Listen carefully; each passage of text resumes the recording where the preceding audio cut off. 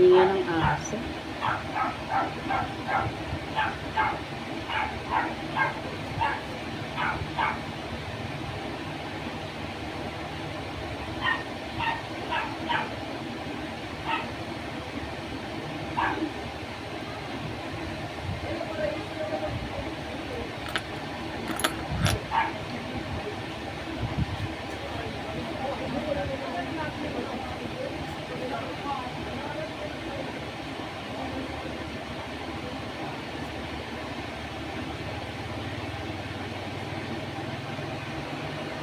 Tagal na natin, no?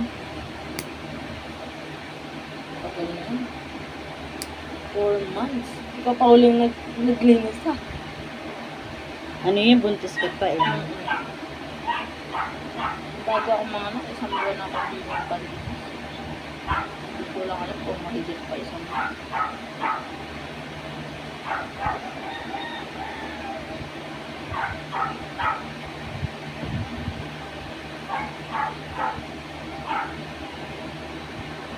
Ayoko kasi magpalinis sa iba. Dahil tagal hindi nagpalinis. Yung kasawa ng, yung kapatid ng asawa ko naglilinis, hindi naman ako din nagpapalinis. Bakit? Ano na magana yung kuko ko dun. Marunong siya magtanggal kaso nga lang. Na ano ako, may napito. May naiiwan. Naiiya lang ako dun kay, sabi ko, pag nililinisan naman niya ako, di na ako nagpapatanggal ng ingro kasi may ipon. Makati yun eh. Oo nga. Sabi ko sa kanya, huwag niya na lang tanggalan. Push niya na lang. Ilang beses ako nagpatanggal sa kanya. Yung buntis ako ng maga. Kahit hindi pa ako buntis.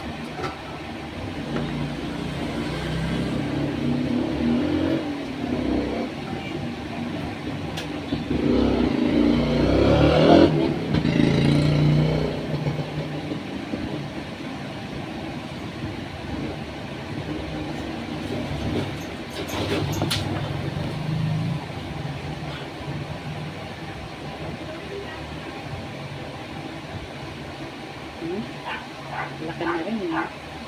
Kapal.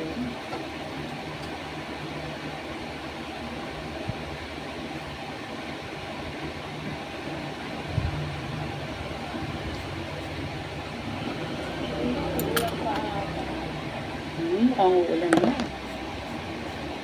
Pamapurnado pa yung pag-uwi niya. Hindi pa naman nakapinapawin yung mga pag-umuulan na. So, syempre yung bata. Kawawa na. May ubo pa. Sa panahon. Ano pinainom mo sa ubo?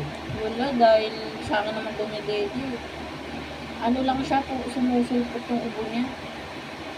Hindi naman ganun ka ano Hindi. ubo. Nahawa lang kay Kisha.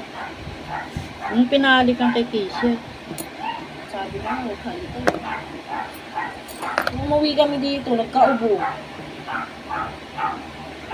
Bilis pa nang mahawa ng baby.